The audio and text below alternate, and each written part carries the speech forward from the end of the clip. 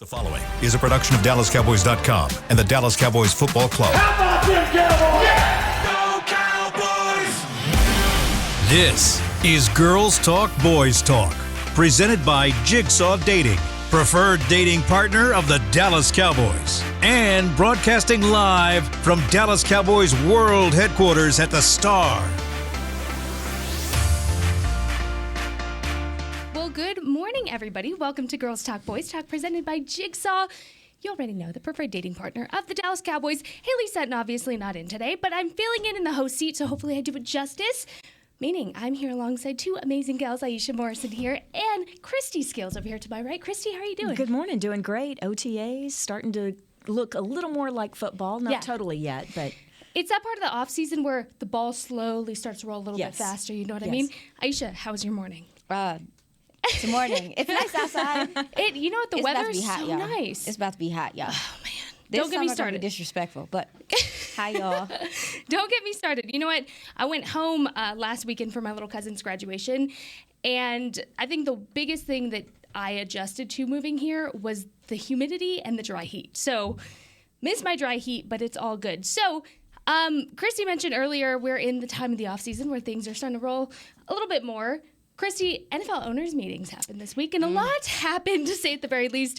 You had texted me that there was a lot to talk about. Started looking into it. Surely, there was a lot to talk about. So, we're going to talk about a lot of things that came out of that, starting in this first segment, and then we're going to roll through. Christy, kick us off with the fair catches / kickoff new rule that's in place for this season only, and we'll talk about that too. Yes, so fair catches inside the 20-yard line, and the ball would be spotted at the 25. What they're trying to do is reduce the number of injuries. There's a proclivity for more injuries, particularly concussions, on special teams play, in particular kickoff returns and kickoff coverage. And so this is a move by the competition committee and by the league and the ownership to try and reduce the number. Now, they've been tweaking kickoff returns for years. And, most recently, if the ball touches in the end zone, it's automatically a touchback. That's why you see so many kick returners not even going to catch the ball, because as soon as the ball hits in the end zone, touchback.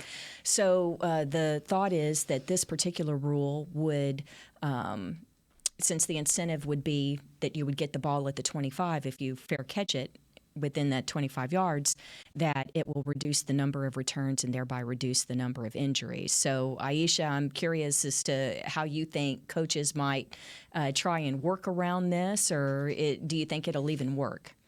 I'm still learning more about the special teams aspect, because even being on here with you, we learned so much about special teams and even some of their coverages and how they line up from you, Christy. So I was disappointed when I first initially heard about the rule change, just because I feel like you can see the amount of returns just lowering every year, and that's such an electric part of the game to me. It's such a deal. It can change a game, if you get a good return or flip the field. And so I'm just worried about, granted, I understand the attempt to not have to minimize injuries, but at the same time, I'm like, there's a part of special teams that guys have a ferocity to them, and it's so downhill so fast. I get it, but I also am like that.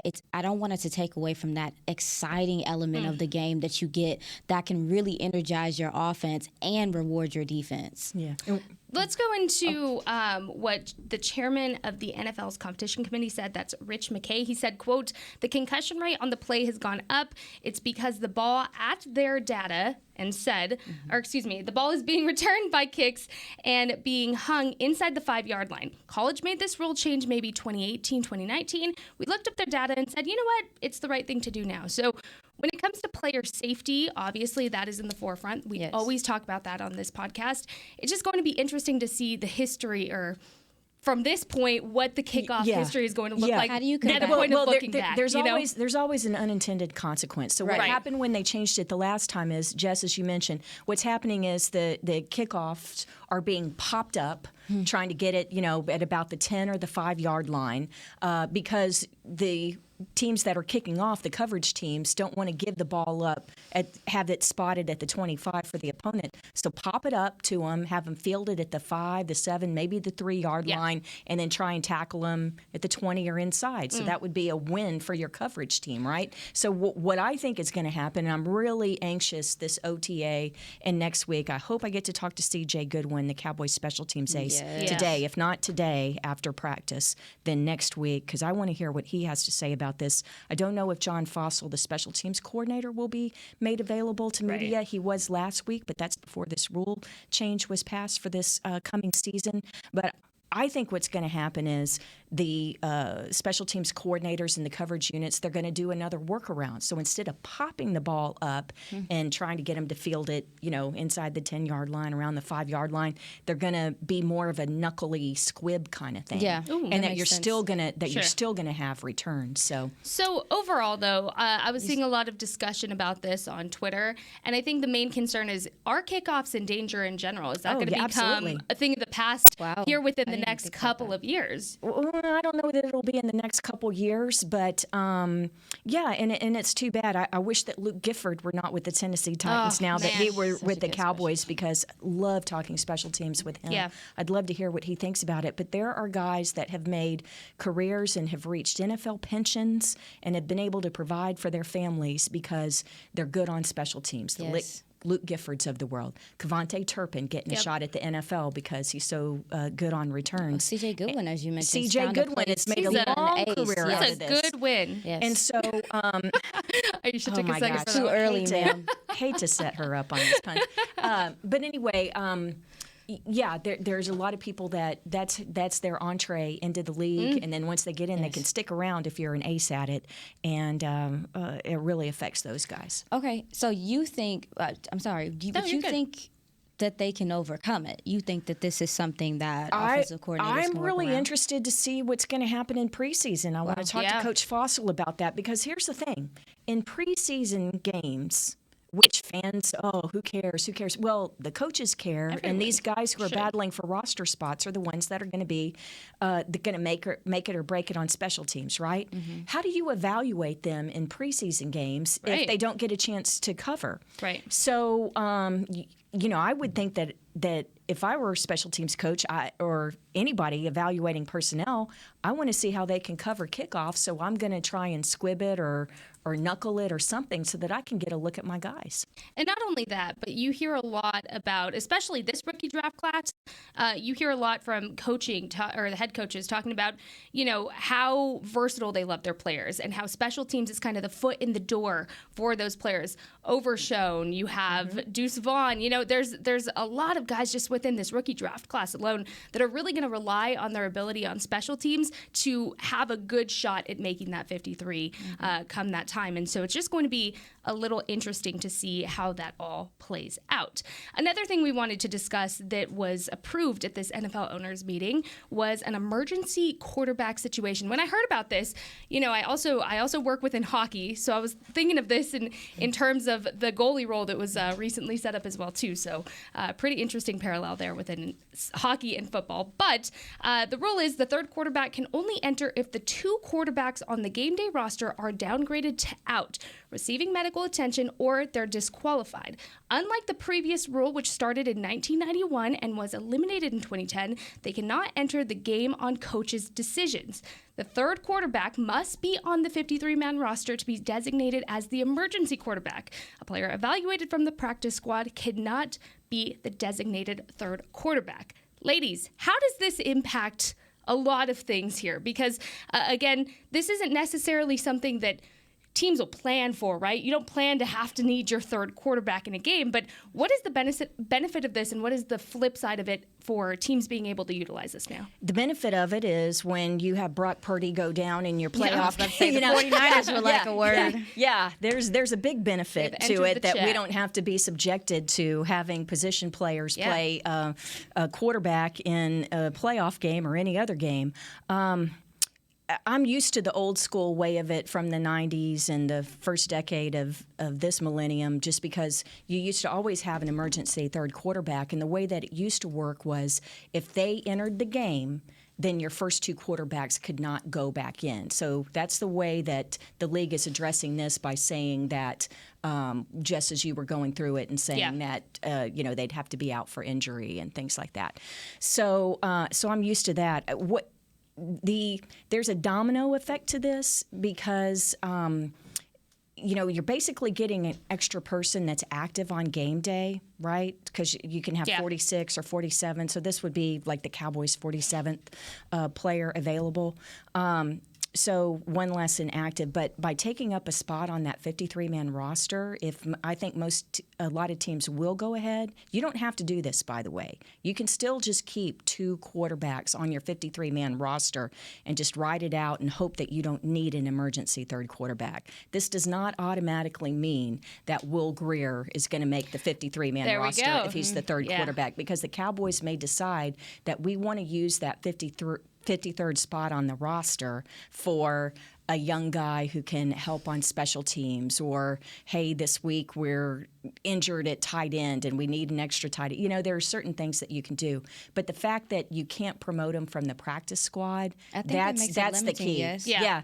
It limits your personnel moves. Absolutely, because I was about to say, I know a lot, the Cowboys, even last year, they called up a couple people from the practice squad, and so you would not be able to do. Are you saying that would not be something you're able to do with that in that instant for the quarterback? Well, no. I'm saying that if you decide that you want to use that 53rd spot on your roster, not for a third quarterback, that may or may not be used for emergency purposes on game day. You may want to use that 53rd spot for a young linebacker, or a sixth wide receiver, or an extra cornerback, and that kind of thing. So if you decide to go that route and have only two quarterbacks, then you can't take, let's say if Will Grier were on the practice squad, you wouldn't be able to have him available as an emergency third quarterback. So I'm very interested to see how many teams will take advantage of this. Yeah, and I was in my notes too. How does this impact Will Grier? Keep in mind he was claimed off waivers by the Cowboys back in 2021.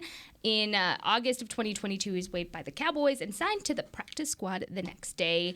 He was promoted to the active roster on October 5th of last year. So, do we see this being a benefit for Will Grier specifically? And if not, again, you'd mentioned the 49ers. I think everybody's first initial reaction when they heard about this was the 49ers and thinking of their situation last season. What other teams do you see, kind of just with you look at injury history, you look at age, you look at all of these things when it comes to a quarterback, might take advantage of this? Aisha, I'll jump to you. Barnacles. I know, it's a good one. I know, I was just thinking.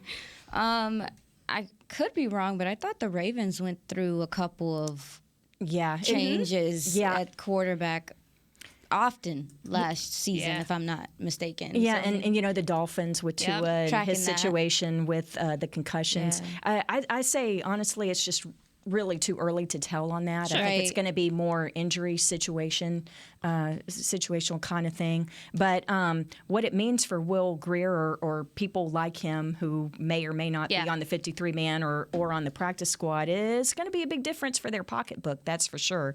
Because in 2023, the weekly rate for a practice squad player is $12,000 a week. So let's see. Practice squad players. Yeah, so it's $12,000 a week. Veteran practice squad players, just over $16,000. So they're going to a practice squad player is going to average about $220,000, maybe $260,000 a year. The first year minimum salary is $870,000 this year. So it's a big change in your weekly paycheck, whether you're on the 53-man roster or the practice squad. Sure. Man, they business. They really are. And, I think this might be a little bit of a different conversation had the Cowboys not obtained Cooper Rush during the offseason. I think that was a big key to feeling secure within your quarterback situation. Obviously, Dak Prescott, we don't even need to discuss that. That is solid. That is secure. But I think Cooper Rush staying really solidified that the Cowboys can use that 53rd spot, like you said, on maybe something else. And I think one other way that this may have a domino effect on things, and that is, and I'm Cowboy fans with long memories remember when we tried to slide Matt Moore through waivers, and he ended up getting at the end of camp. They decided to cut him because they thought he won't get picked. Hopefully, he doesn't get picked up, and we can sign him to the practice squad. Well, Carolina claimed him, and he's had a very long NFL career. I think that it's teams may think harder and harder and harder about cutting these third-string quarterbacks or fourth-string because other teams may decide, okay, we're going to go ahead and go with 3 and may want to sign them. So it might be harder to slide some of these guys through. Well, there you go. There you go. Well, you know what? There's a lot more we have to talk about. We're going to go ahead and take our first break. Coming up after the break, though, we're talking about another NFL rule change, if you will, that has to do with some Thursday night football. You know, we feel very passionate about that here on this podcast. We're also talking about the start of OTAs, what that means. So make sure to stay tuned. This is Girls Talk Boys Talk, presented by Jigsaw. At Jigsaw Dating, we obviously want the Cowboys to bring that 6th ring home. But to be honest, we're more focused on finding the person who will put a ring on your finger. That's why we created a dating app that reveals your face through meaningful conversation, so you can date deeper. Because it's personality that matters the most, not looks. Join Jigsaw Dating today, dating partner of the Dallas Cowboys.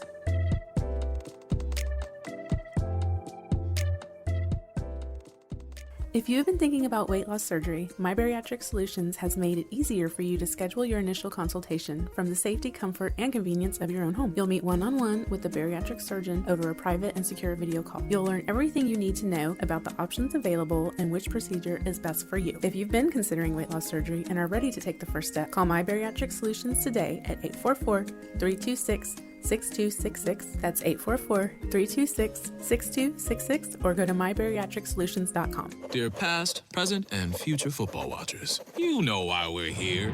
The football season is back! Woo! And since that's too amazing to miss a single second's worth, Pepsi is officially giving you permission to always put football first. Like, maybe those in-laws are back in town. Well, better hope they're football fans, because your Sunday is completely booked. Long story short, crack open a Pepsi and don't let anything get between you and your football watching. With love, Pepsi, made for football watching. That's what I like. Hi, I'm Danny McCray, Dallas Cowboys alumni player here with Smoothie King. And Smoothie King wants to ask you, what's that sound? That's the sound of you and everyone else absolutely loving new smoothie bowls from Smoothie King. And woo, me too. These smoothie bowls start with acai and pitaya and are handcrafted with fresh toppings like sliced bananas, sweet berries, crunchy Purely Elizabeth granola, and a savory peanut butter drizzle. New smoothie bowls, only at Smoothie King, the official smoothie of the Dallas Cowboys.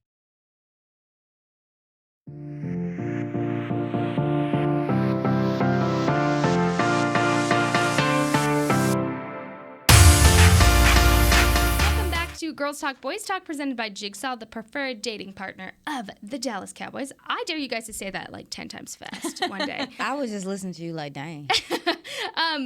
We're going to get into OTAs. There's another rule change I wanted, and it's not necessarily a rule change, a league change, I should say, that I wanted to get into with y'all. But first, let's talk some tacos and tunes. I love this already. You can head to the Miller Lite Plaza at AT&T Stadium for the Dallas Cowboys Tacos and Tune Festival, presented by Miller Lite, rescheduled to Saturday, June 3rd from 3 to 8 p.m. Enjoy a variety of tacos and food truck options while you sip on cold drinks and listen to live music. Admission and parking for the Dallas Cowboys Tacos and Tune Festival is free. So visit AT&TStadium.com/tacos and tunes for more info, and we will see you there, because you already know tacos, tunes, all the things. That is my jam. I will be there. Okay, let's talk the Thursday night football flex and what is able to happen now within the league. So, NFL owners approved a flexible schedule policy for Thursday night games for only weeks 13 through 17, with at least 28 days notice given to the affected teams. Now, this means that the leagues could push a Thursday night matchup into the range to Sunday afternoon if there's a more desirable game, which is currently in place for Sunday night and Monday night games as well. Keep in mind, no team would be required to play more than twice on Thursday night in a season. So, with that being said, here's the Cowboys' schedule, weeks 13 through 17. Week 13, a Thursday night game at home against the Seahawks. Week 14 against the Eagles, also at home, a Sunday night game there. Week 15 at the Bills, Sunday game at 4:25 on Fox. Week 16 at Miami against the Dolphins, also a Sunday game. And then week 17, you're looking at the Lions home game. So, again, on a Saturday, December 30th there. So what I wanted to throw this out, how do we feel about this in general? Because we have very strong feelings, personally, I know I do, and we talked about it on the podcast before, about Thursday games and the position now to be able to flex them. How does this really impact teams? And with that 28 days notice, I think that's a good addition to mention in there. How do we feel about this? Go on, Christy. Hate it. Absolutely hate it. Tell us how you feel, Hate it. Christy. Hate it for the fans. Yep. Hate it for football operations, stadium operations. But it's inevitable, and there are 11 billion reasons why. And it's because Amazon Prime pays $11 billion for their rights. Looked up some of the numbers, and here's the thing. The contract that Amazon has with the NFL is 11 years, $11 billion for Thursday Night Football. So according to Motley Fool, that's kind of a fun site if you're into financial stuff, but they get 15 games a year, okay? I know it's a 17-game schedule, but remember, the Thursday night opener, the NFL kickoff, that's a NBC game, and then there's the Thanksgiving Day game. So Amazon Prime, as part of their package, has 15 games a year. If you take $1 billion rights fee a year and divide it, they're paying $67 million per game, basically, just for the rights fee. That doesn't include operations costs, how much they pay Al Michaels and everybody and stuff. So that is a huge financial commitment by Amazon to the NFL. And they had some rotten games last year. But I don't think you can blame the NFL for that. When that Thursday night schedule came out, it's like, man, this looks really great. Who knew that the Rams were going to be so bad last year because of injuries to their offensive line? So the reason for this, it's $1 billion. There are $1 billion reasons each year for them to do it financially, but they need better games, better matchups, particularly as the season goes on. And so this gives them the flexibility to do it. At least they've limited it to weeks 13 through 17. But the bottom line is, last year, the Thursday night football game averaged only 9.6 million viewers. It's obviously a lot lower because it's streaming only, and it's over the air in the markets for the two teams, but the rest of it is streaming. So the good news is their median age is younger, 47 years old as opposed to 54 years old for over-the-air broadcasts. But Amazon, they weren't getting their bang for the buck, basically, with some of those matchups. So the league is trying to help them with that. Yeah, you mentioned that they'll have the flexibility, and I think it also allows them to kind of see what the lay of the land is, to see to gauge okay, this is what the season is looking like so far. It's what our numbers are looking like, and that's why, to me, it's in the latter part of the season, because they can kind of gauge what they need to do and what teams need to be flexed. Any worry about if the Cowboys get flexed? I don't think so. And usually my answer would be a little bit different, but when you look at who they're playing and where their slots are already, I don't see it being an undesirable matchup, really. I mean, you look at that schedule. It's they're very desirable matchups, which is why they might be flexed but to then Thursday. you also you already have a Thursday night game. You have two Thursdays back to back if you include Thanksgiving. I know that's not a night game, but it's Washington and Seattle back to back Thursday home games. Week 12, week 13, and then you have a Sunday night football for the Eagles. They're not going to change that. And you have Saturday night against Detroit. Right. And certainly ESPN, ABC does not want to lose the Cowboys from Saturday night, but what worries me is maybe the next week, where the Cowboys are playing on a Saturday, could you move that final week's game? Maybe. You know, instead of a short from a Sunday through a Thursday, it would be a Saturday to a Thursday. But I think it's less likely, Aisha, just because the Cowboys already have two back-to-back Thursday games. Yeah. I am not a proponent of Thursday football at all, Sure. unless you go to 2 bye weeks a year where it's worked in that you have a week and a half, I'm okay with that. But I hate short weeks because the players' bodies, they're just not ready. Yeah. It's so unfair for the traveling teams. You're not getting the best product, in my opinion. Now, the league will argue from a injury standpoint. They'll cite things that show, there are not more injuries on average on a Thursday than on any other day of the week. But maybe I'm just a little biased because the main part of my job is reporting injuries. Sure. But it just, God, these guys are so beat up, and especially late in the season, and to have that thrown at you. And mainly it's just unfair to the fans. And it's nothing new. College football does this. You don't know till a couple weeks before if the game is on a Saturday morning or a Saturday night, because money rules everything, and the television networks, there's now streaming services, rule everything because they're the ones with the money. So, and there are more eyes watching games on TV or streaming than there are in the stands. So I understand it. I get it. It's just that I don't like it. I don't like it either. What she said. Yeah. Yeah, I know. I'm like, preach, Christy. We haven't been fans about Thursday Night Football. Scared me, actually, for a while. I stopped watching. I don't know if you guys remember that one year where it was like, I think Tyler Lockett broke his leg.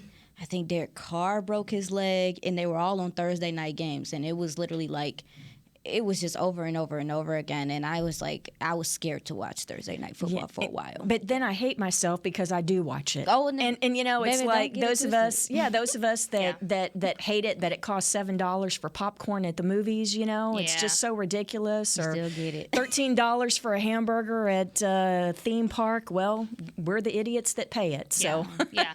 No, and I'm looking up, kind of the most valuable NFL franchises right now. So to me, the more money you bring, the more they're going to want you. Obviously, we know the Cowboys, number one, America's team. Number two, you have the Rams. Number three, this is going from the most value to the least, obviously. You have the Patriots. Number four, you have the Giants. Number five, you have the 49ers. Six, the Bears. Seven, the Jets, which I assume that's going to skyrocket a little bit this season for a certain Aaron Rodgers reason, who's a Swiftie, by the way. I need to throw that out there.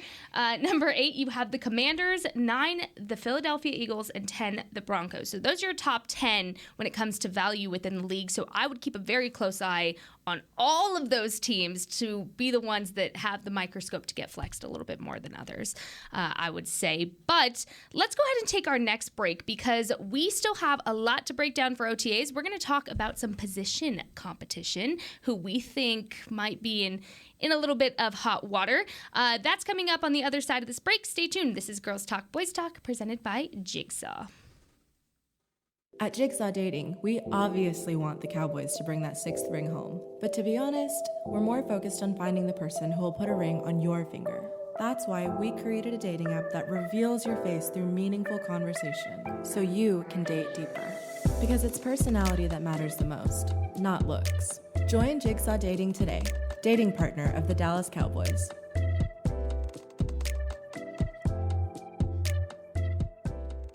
Dear past, present, and future football watchers, you know why we're here. The football season is back! Woo! And since that's too amazing to miss a single second's worth, Pepsi is officially giving you permission to always put football first. Like, maybe those in-laws are back in town. Well, better hope they're football fans because your Sunday is completely booked. Long story short, crack open a Pepsi and don't let anything get between you and your football watching. With love, Pepsi, made for football watching. That's what I like. If you have been thinking about weight loss surgery, My Bariatric Solutions has made it easier for you to schedule your initial consultation from the safety, comfort, and convenience of your own home. You'll meet one-on-one with the bariatric surgeon over a private and secure video call. You'll learn everything you need to know about the options available and which procedure is best for you. If you've been considering weight loss surgery and are ready to take the first step, call My Bariatric Solutions today at 844-326-6266. That's 844-326-6266, or go to mybariatricsolutions.com. I'm Dak Prescott, quarterback of the Dallas Cowboys. Blockchain.com is one of the most trusted ways to buy, sell, and trade crypto. Whether you're always on the go or stay closer to home, Blockchain.com is just a few taps away. Put the power of crypto in your pocket, so no matter where you are, you can trade on your terms and build a crypto portfolio to fit your life. For crypto pros, rookies, and anyone in between, Blockchain.com makes it easy to own a piece of the future. Blockchain.com, trusted by millions, trusted by America's team.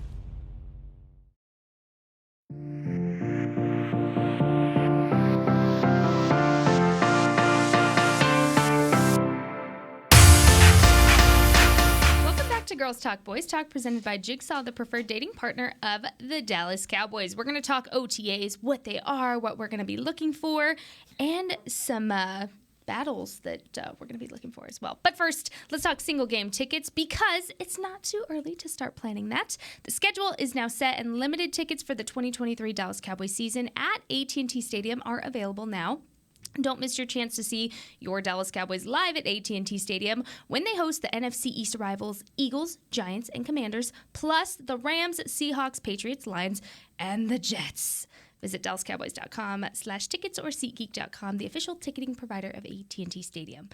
Get on that, guys. The tickets for the Jets game already on the secondary. Woo! I was looking at that yesterday. It costs a lot of money. Cha-ching. Yeah, well, Jazzy, do we have a cha-ching sound? Because they're expensive. Yeah, well, because Aaron Rodgers, Aaron Rodgers it's the home. It's the regular season home opener anyway. Which is already, which is, you're going to sell that. It's going to sell outs all year. By the way, you want a fun fact? The Cowboys led the league in attendance again last year. So what do you think the average attendance is? Oh, gosh. 93,465. Okay, so it's 94% of capacity every week.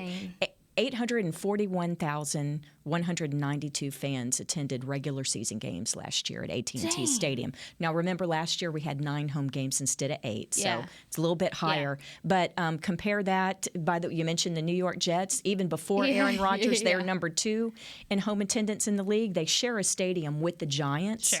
The attendance is better even when the Jets are down. Like last year, the attendance was better for the Jets than the Giants. And they averaged just over 78,000 fans a game. So with the AT&T Stadium being so much larger and even having the standing room tickets in the plazas and end zone plazas, so 78,000, so 15,454 more fans every game. Wow. Than the next highest. Well, they better all be Cowboys fans, especially for that Jets game. I know I'm ready for that game. But there's a lot to get to before we even start talking about that Jets game, because we are in OTA season officially. We're in our OTA eras, as you could say. The schedule is per the league that OTAs can happen May 22nd through 23rd, May 25th, May 30th, June 1st, June 2nd, June 13th through June 15th, and then rookie mini camp is June 6th through 8th. So, first of all, Christy, let's start this off, because of course I love getting all kinds of viewers in on this podcast. You're just learning football, we got you. You want more experienced football talk, we got you. You're right in the middle, we got you. But if you don't know or you need a refresher, there's absolutely nothing wrong with that. Christy, what are OTAs? What are the league rules for them? And let's just go into that first of all. OTA stands for Organized Team Activity. And back in the old days, you could have a few different mini camps in the off season, but then with collective bargaining agreement and trying to limit the amount of time the players are expected to volunteer in the off season. Anyway, now teams only have one mini camp and a couple of different OTAs. So what we're in right now is phase 3 of the off season program. So phase 3 is a month. It's 4 weeks total. You can have 3 weeks of OTAs, a total of 10. So an OTA being a day. So this right now we are in the 3rd day. This is Thursday as we tape this and as we go live. 3rd day of the first OTA. Now it's football-y, but not total football. Yeah, so yes, the players can wear helmets, but the only pads that they can wear are elbow pads and knee pads. They're not out there. There's no contact. There's no hitting. In fact, there's no live contact allowed. If there's any live contact, the league can take away draft picks. They can fine you. They can fine coaches. Coach McCarthy's been fined a couple times with the Cowboys. What is allowed, obviously, individual drills, position group work. You're working on fundamentals, obviously. But then you can do 7-on-7. You can do 9-on-7. You can do 11-on-11, but you just can't hit each other.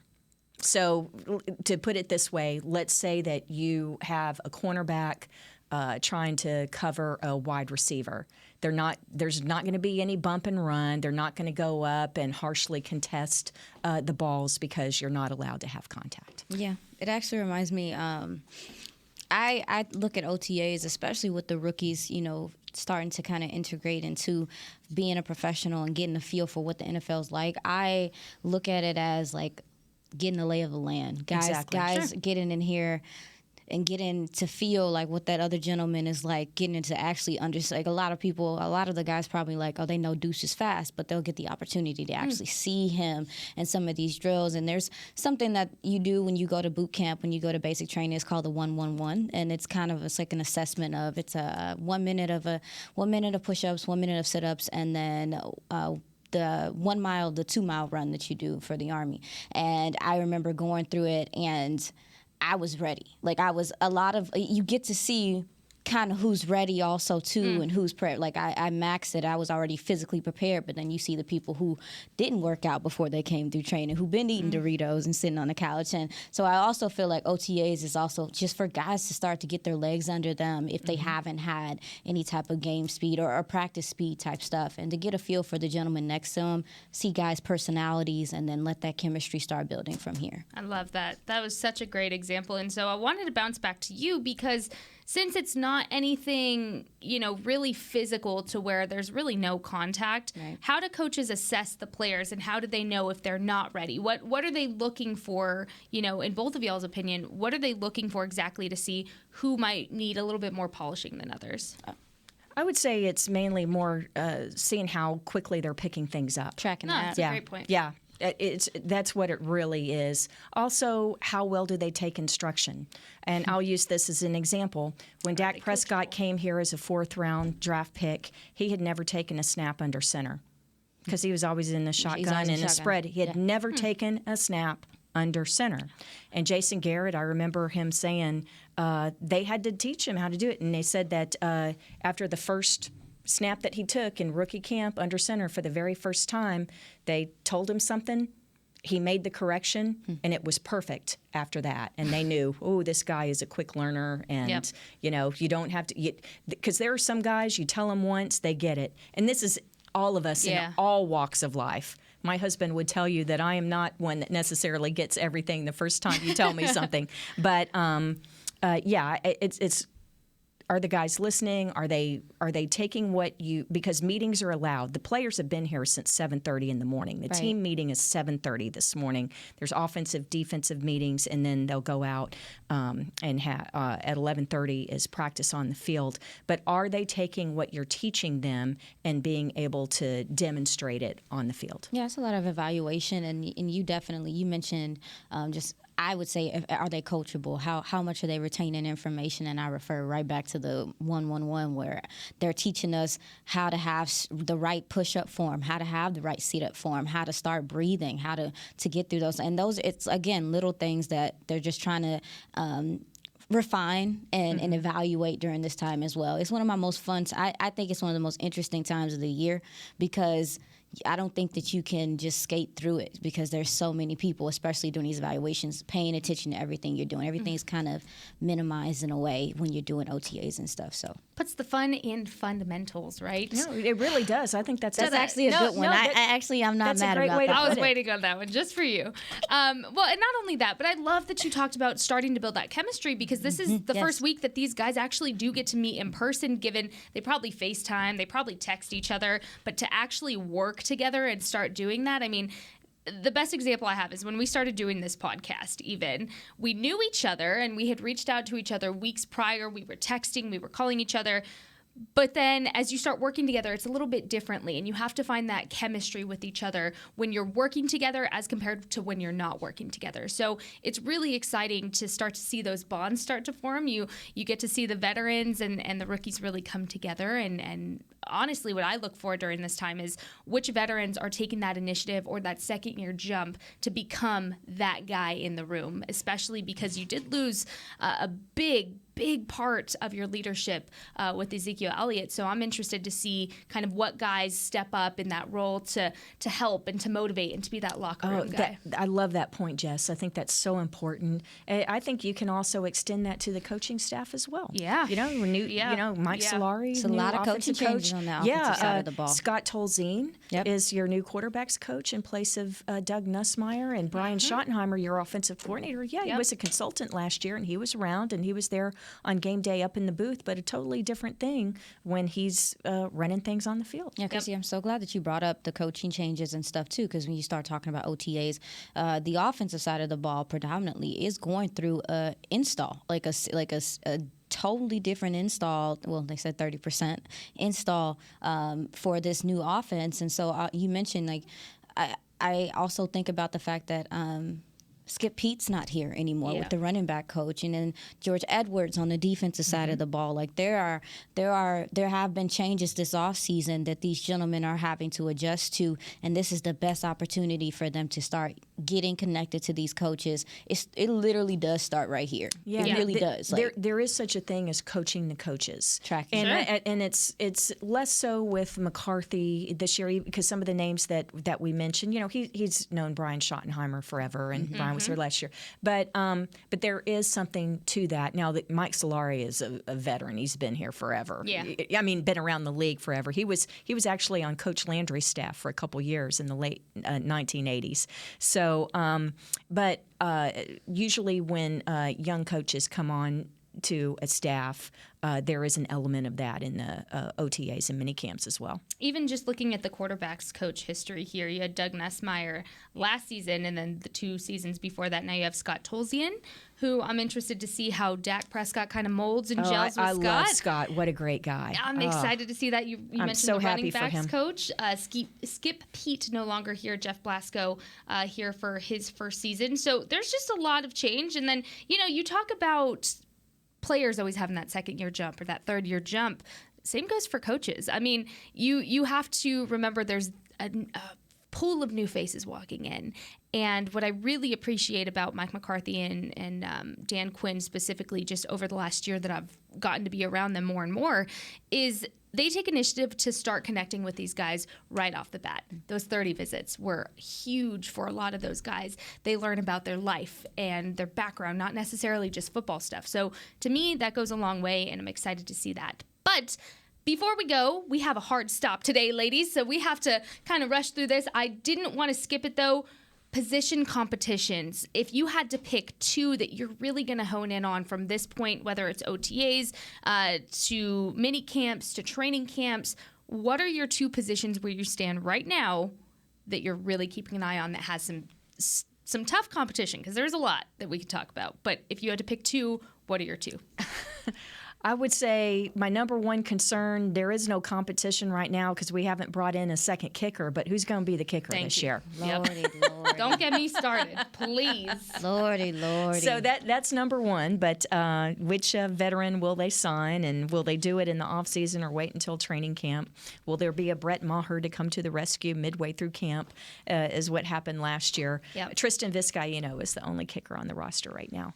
So but I'm interested to see how they're going to where are they going to put the people at offensive line. Yeah. Like what the solid line is going to look like. Well, you know, and that's going to be a fungible thing, but who, you know, where is Tyler going to line up to start off with? Yeah. And then, like, awesome, how are they going to fit him in there? And I'm really curious to see how they're going to work the different line combinations. I think there are going to be a lot of different combinations because they're going to give, especially the newer guys or the young veterans, you know, a chance to show if they can be versatile players. So I think that it's going to be real interesting to see how the offensive line is mixing and matching. Okay, so you said offensive line and kicker.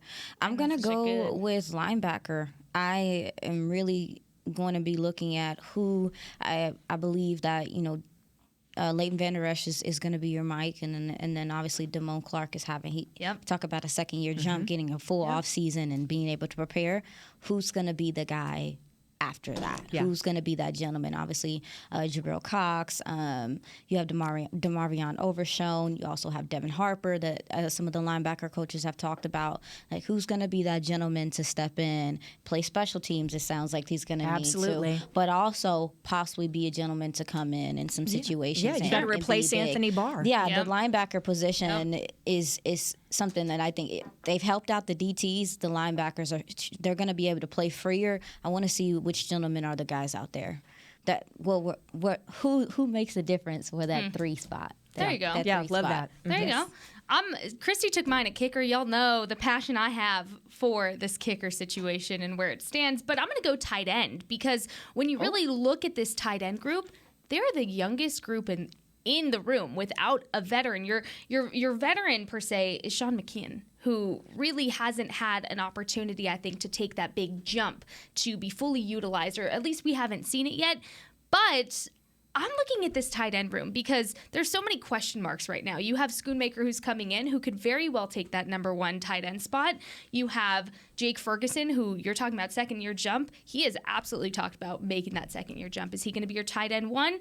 Peyton Hendershot, what are we going to see from him? And then, just Schoonmaker in general, I think, gives that tight end room some competition that nobody's really safe. Nobody's promised tight end 1. Nobody's promised really anything. And not only that, I'm so excited to see how Mike McCarthy utilizes these tight ends in his play calling, the creativity. There might not even be a tight end 1, 2, 3, or 4. They might just all be the 4 horsemen just going out and just, causing some havoc. I'm so excited to see this tight end room competition and really to see them grow and formulate that chemistry. I think they're all going to get a lot of opportunities. Right. And I'm just to build on what you're saying, Jess, I'm excited for it, but I'm really interested to see how they're going to be utilized because we've talked about before Peyton Hendershot being more Jarwin-esque, Blake Jarwin-esque. Flex. One thing they were saying about Schoonmaker is how fast he is. And that, he could be a downfield kind of guy too. So they really like his versatility, but how much will these guys be flexed out? Sure. How many times will we see 2 tight end packages or third? So that's going to be a lot of fun. And not only that, Jake Ferguson was invited to the tight end university. Excited to see all of the good stuff that comes out of there. Yeah. So congrats to Jake on that. But ladies, we have a hard stop today. There's a lot going on today, so we cannot keep you any longer, but we appreciate you all tuning in each and every week. Thank you so, so much. Thank you to Aisha Morrison, Christy Scales for putting up with my horrible puns and my cheesiness. I'm Jess Navarez. We are so excited to bring you more OTA insight next week, but until then, make sure to stay tuned to the Mike McCarthy press conference that's coming up next. This is Girls Talk, Boys Talk, presented by Jigsaw, the preferred dating partner of the Dallas Cowboys, and we'll see you next week. This has been a production of DallasCowboys.com and the Dallas Cowboys Football Club. How about this, Cowboys? Yeah!